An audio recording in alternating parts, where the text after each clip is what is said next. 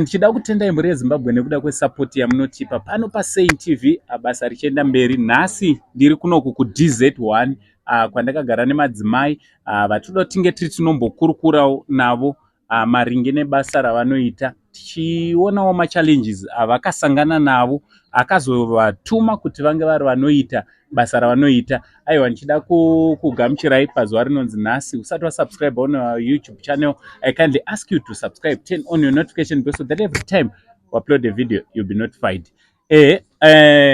Maiguru makadii? Makadiwo. Tiri nani. Chekutanga mhuri yeZimbabwe, okay, ndokumbura muswedhe renyu padhuze. Mhuri yeZimbabwe ingada kuziva kuti zita renyu munonzani Maiguru? Indonzi Irene Mbande. Alright, mune makore mangani? 41 years. Alright, Maiguru munosimba here? Makadiwo. Tiri nani. Imi munonzani? Mary Chadzoka. Alright, makore? 35. Alright. Munofarere? Musa makadiwo yenyu. Anditi, zita ndiani nemakore? Ndinonzi Mede Pasquale. Alright, makore? 41. Alright. Mungada kuti tsanangurawo kuti basa ramunoita ibasa rei?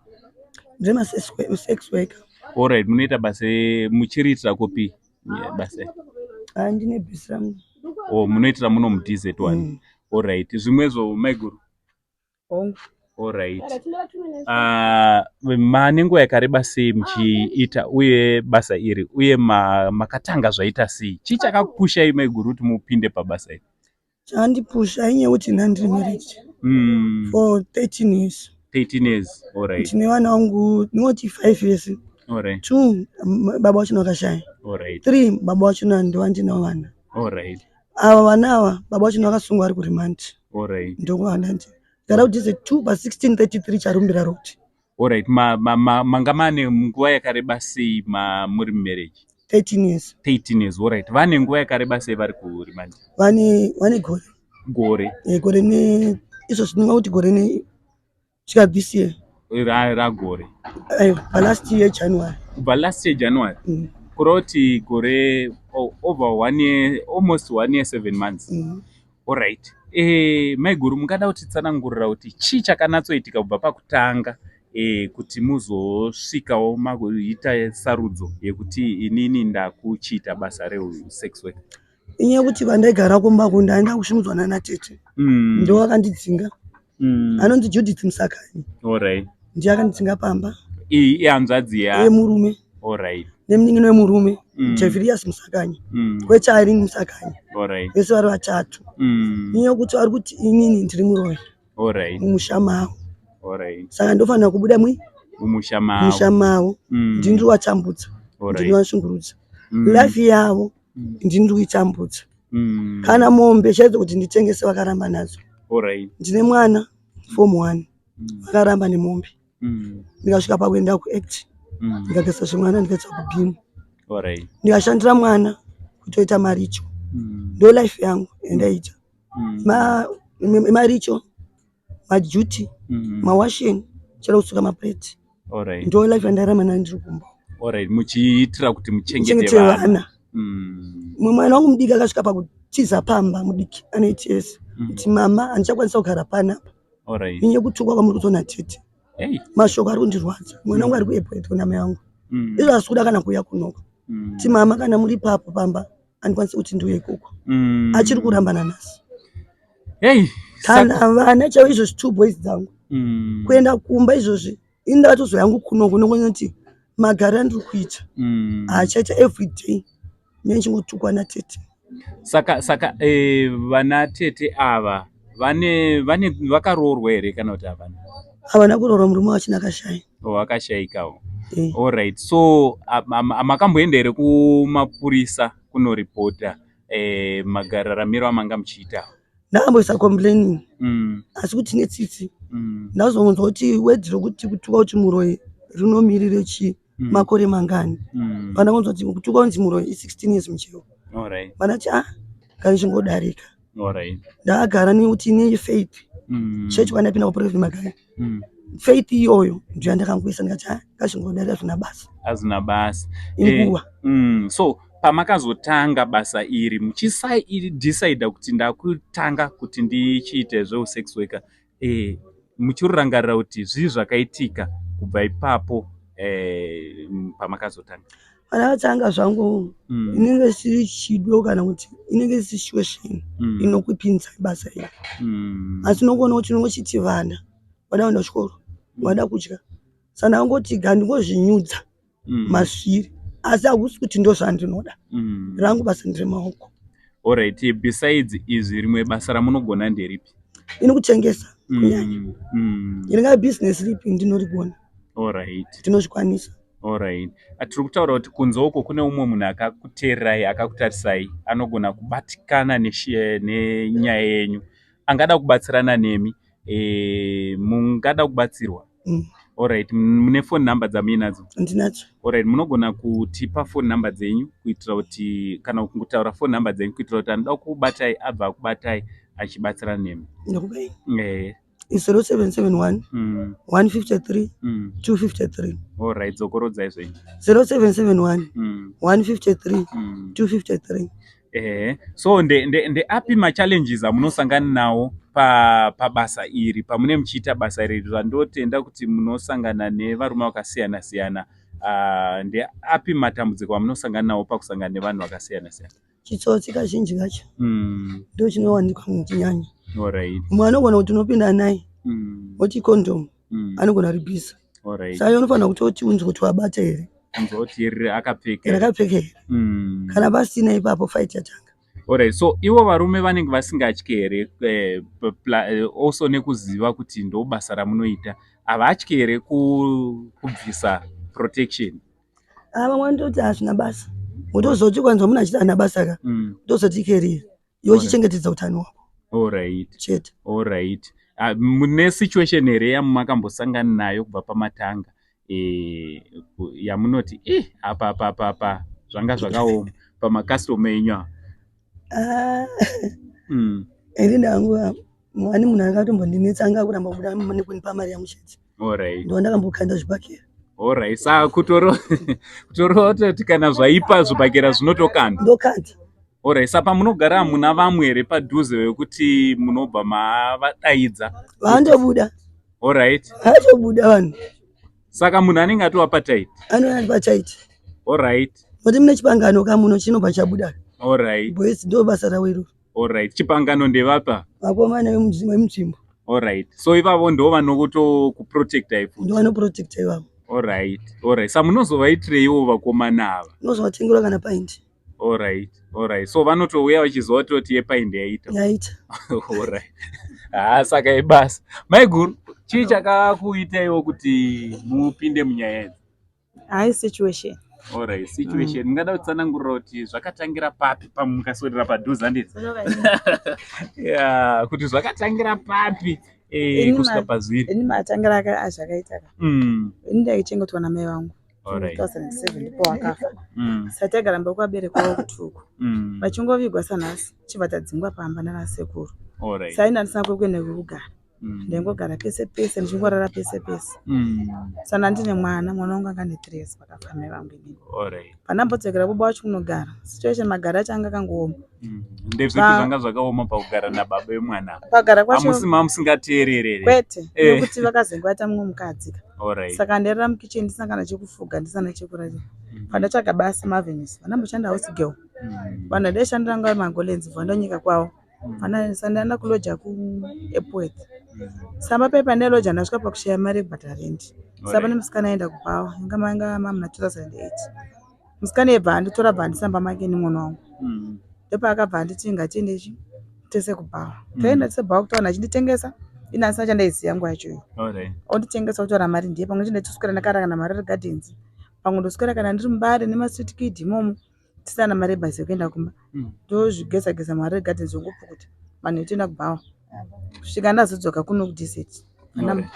Ndambogara nasisi wangu ku3 weeks ndishanda zvekubika semashops. Ndatanga kuloja futi ndega ndabva pana sisi wangu paya. Pandambodziswa zvekutamba nasisi wangu akazoshaya. Aitamba nesyndicate. Alright. Ambotamba nemambokadzi aitamba zvedance group. Alright. Ndikambotamba zvedance group ndambotamba ndopandasangana baba mwana wangu wechitu ane 11 years iko zvino. Baba mwana yoyo vazongotorwa nabereki wavo vakaenda ngusana benefomadza ndichengeta nhumbi yangu. Ndinofamba chingonotamba ndichitamba. Ndadana baba mwana mudiki. Ndibva ndichiregedza kutamba titese tigare vatagara uyu mwana wangu ane 11 years achisiya mukaka pandiita nhumbi yemwana wavo nhumbi yemwana wavo bva vataisiya ngori uri zvikomba zvako zvekudhara nekuchera nazvo ndaenda kubasa ndobva vanditiza pandashafa kuti pekugara ndachengeta neshamwari ndagara pame shamwari yeye ndotanga kuenda kubhawa chienda kubhawa pandatsvaga mari yangu pandatanga kuchengeta nhumbi yangu ndasvika pamwe zvare mwana wangu asina chekupfeka ndikabatsirwawo neshamwari dzangu dzekumabhawa kuti mwana wane chekuita chekupfeka kusvika nanhasi mukuchengeta ndega vanhu vangu. Alright, so ndeapi matambudziko amunosangana naro pabasa renyu pakusangana nevarume vakasiyana siyana? Matambudziko atinosangana nawo ndekuti iko zvino zvakaoma kudhara shotime yaita $5 $10 mari vaiwana iko zvino shotime ipound mumwe anokuudza kuti handina pound ndine $50 opinda ne$50 kuti wane kuti udye nevana mangwana saka mumwe anobva kuti ndine $10 ndoda nyoro kana ndine $5 ndoda nyoro wakutoita naye nyoro yakuti wane mari yakawanda nekuti vanhu vashandira $2 kana kuti $50 otonyunga nyoro munhu oita se oenda pamwe pacho unogona kubatwa nesiki patinotenda hedu iko zvino kuti tine makliniki akawanda anotirapa for free tine panjia tine new start tine sesha wangobatwawo nesiki iyo unongoenda unorapwawo mahara kwa mapirisi mahara advantage yatanayo. Mamwe matambudziko atinosangana nawo ndekuti munhu anoti arara nevakushandisa akutokubata uri ndidzosere mari yangu akutokurova akutokurwisa iye apedza kuwampa service yanga achida pamwe atomba nyora yacho iyo akutokuti ndidzosere mari yangu. Vamwe vacho ndovanoti kana ukanoti wabuda waenda kubhawa vaona futi kuti ukanyara dzimba wakupinda wakutibira zvishoma zvatinazvo chaizvozvo. Alright, so kureva kuti machallenges futi ekutoti munogona kutotora munhu mouya naye pamba naye mumba ozotodzoka achikubirai futi semunhu anzoka achokubira. Saka imimi situation yamangambosangana nayo yanga yakaoma pabasa iri ndeipi? Situation yanga sana iyoyo pane pandakambinda kuMazowo nebasa redu remakorokosi tenda makorokosi takecha munhu wangu neti taenda kunorara mari yatataurira nayo mari haina kubuda bhemba riri apa pasaiti atora ndokubaya zveshuwa ndakarara nemunhu iyoyo pasina na protection yangupa mari basi kudzoka kumba ndakarwara nesifilisi ndikabayiwa kunoku chikapera then pamwe pacho pechi2 takaenda Mazowo kusvika Mazowo ndotsvaga mari ndakarwara nedemo munhu akatanga kundirwisa saka demo raida kurapa pandavhika neruoko bvara rovati ruoko bvara zvimba kubva pashoda kusvika apa kudai ruoko ndasika kukwanisa kana kurara neruoko ndikagara mbasvika ndapora ndega ndashayana mari yekuenda kiriniki nguva yachoyo. Izvi zvipatara zvedu zvinongotirapa zvirwere zvepabonde hazvirape zvimwe zvirwere zvekupara kana mabhonzo izvi ndakagara svika ndapora saka mukangotonhora chete makutotanga kunzwa kurwadziwa zvinotorwadza. Saka nderipo basa ramunoti besides izvi zvandiri kuita zvekutengesa bonde ndinokwanisa kuita basa iri? Pamabasa apa panoti netsei vose somwe tinotyorwa tikaenda tikangokura tichingogara but kunze uko kune anogona kuda kubatsirana nemi ndezvipi zvamungada kuti mubatsire? Ndingatode kana zvekutengesa namabhero mafuta ekuzora ekutsvukisa ndo zvandona zvingatoita zvinotokufambirai. Mutye kuti pamunguva inoteera neage muchikurawo kuti muchazosvika pakuti kuchisi business rave low? Izvozvo ratolo ndakatanga kura ndiri mudiki. Alright. Muchirurangarira kuti mamune makore mangani pamakatanga? Ndandine 19 years. Alright, apa mane ndam 36. 36 kureva kuti pane 36 na December. Alright, almost 16 years. Muchiita basa iri? 16 years tasvika. 13 years. 13 iko. Alright. 14. Alright. So kuwana makastoma kwamaimboita mune 19 zvasiyana nemazuva ano? Zvasiyana. Unotoenda patouchline pamukoto papa vagomira 4-5 hours ugoshaka munhu ambokuti ndikuda short time. Pamwe pacho unotobva kutobuda kutosvika urare usambobvira watombowana kana 1 customer. Wangwana wakumuka ukukuresa kuti vana vadya vanenge kuchikoro. So kune vangada kubatai waripo vanogona kuti indi ndori nebhero randoda kuti nditange kusimudzirai kuti muchengete vana munobatikawo panhamba dzake dzipi? 0772 533 512. Alright, mogona kudzokorodza? 0772 533 512. Alright, aiwa tinotenda kuti pane ari kunzwa nyaya yenyu achauya kuzoti abatsirane nemi. Mazvita maiguru murise tiri nani muda kuchinja nandi ya ndofunga muri yeZimbabwe muri kungozvinzwira nyaya yatinayo panapa. Vanhu tinowanzojaja tikanzwa nyaya dzakadai, asi matambudziko akasiyana siyana anoita kuti vanhu vange vari vanopinda munyaya idzi. Maiguru munofara here? Tiri nani. Muri yeZimbabwe ndingada kuziva kuti munonzani uye zvakare mune makore mangani?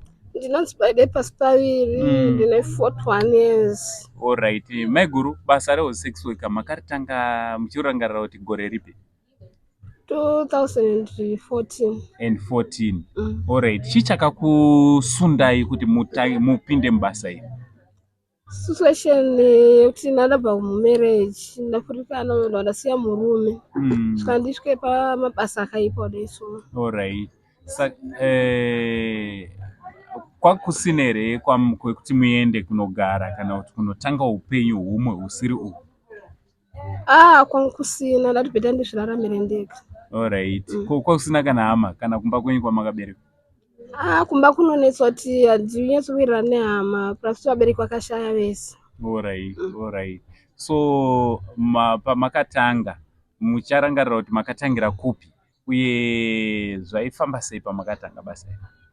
Pandikatanga basa iri nesituation yaindirwadza, ndatoona kuti kungozviti bhedha ndizvitengesa ndingozvitekeresa nekuti situation yaindirwadza. Ndazoite mwembe yechitu yakandishungurudza, memesoni yechipambi yasvika pakundibaisa chekesa nebanga, unosangana nosheda nokuti unorohwa nevarume vamwe unoita sei vanenge vachingozungu notamba newe. Soti iri ronda rirapape. Tori chironda chitori chihombe chandikatokuwara nechironda. Alright. Chii chakaitika parondero? Pane mukomana akandinyengedza kuti ndogara newe. Andinyengedza kudaro. Angapota achindirova achindirwisa. Zvikazosvika panguva kuti akanditorera banga macheka kumba. Atora banga kutocheka? Saka mune vana here? Mune vana vangani? Ndine 4. Alright. Vese ndimi munovachengeta? Vese ndinowachengeta. Muhombe akura sei uye mudiki sei? Tuma twins. Vari maform 1. Kwaya mukomana 9 years. Kwaya kamusikana kane 3 years kadiki. Alright. So vana baba vevana ava vamwe chete kana kuti vasiyana? Ndaita 2 ana baba vane vana navo. Uyu akazondichekwa asina mwana naye. Asina mwana naye. Vauyewo here vachikubatsirai kuchengeta vana? Andochengeta ndega. Hakuna anotombotumirawo kana chaanotumira? Hapana. Kana wokutiwo vana ngavambouyawo timbovaonawo? Vanombotorwana nagogo mumwe yangu nangu vanombotora mumwe mwana uri pamama wangu kumusha memusara pavana. Alright. So ndeapi matambudziko amunosangana nawo mazuva ese pamunosangana nevarume vakasiyana siyana? Vanhu vechituma vanoshungurudza kuti unogona kutorana naye wopinda naye mumba. Mumwe anotosiya tokurova, mumwe anotokuchidzira uda kucheka nebanga, kana toda tokuponda. Kuti akupe mari yake uye anenge akupe anotokutorera. Wotoona kuti apa ndiri kutosvika pakurwadziswa. Asi nokoti hapana zvekuita, da kuti ndiupe vana vangu ndibatsire vana vangu. Ndizvozvo. So mune zvamunogonawo here zvamunoti izvi ndinogona kuzviita mukawana anogona kubatsirai? Wangu ndinokwanisa. Alright. Ndezvipi zvamunogonawo kuita? Kutengesa musika kana rimwe basa unongoshandikawo kuti ndikwanise kuriritirawo mhuri yangu. Kana cleaner pateleti ndogona zvangu, mumabasa mumafamasi kana muzvipatara. Alright. So nhamba dzenyu kune umwe munhu akatarisa anoda kubatsirana nemi dzinoti kudii? 0771 64 58 36 0771 64 58 36. Alright. Ndinotenda namaiguru nenguva yamatipa yekuti tinge tiri tinokurukura. Aiwa, muri yeZimbabwe ndofunga mangozvinzwira. Kana dambudziko rawira umwe wedu hanzi harisei kwanditi mangwana uzive kuti unoperera kupi. Nhasi unogona uri pauri ipapo wogona kujaja madzimai ari panapa nekuda kwebasa ravakapinda, asi usingazive kuti chii chakavapusha kuti vange vari vanoita basa iri. Makasununguka kunge muri munovabata pamanhamba avo avataura kana manzwa kusundwa pamweya yenyu kuti munoda kubatsirana nawo. Kuchema kwavo kumwe chete kuti dai tawanawo zvimwe zvekuita zvakafanira nekutengesa misika, kutengesa mabhero. Unogona uripo unoti aiwa ndoda kuhodhera stock yekutanga, wakasununguka kunge uri unovabata kana kuti bata panhamba dzedu dzeSaint TV. Thank you so much kune vese vachabatsirana nemadzimai ari panapa kuti upenyu hwavo hunge uri unosanduka, hunge uri unovandudzwa. From Uncle Saint, the only Zim Uncle, the Saint TV crew, for now, Chiti, it's much love.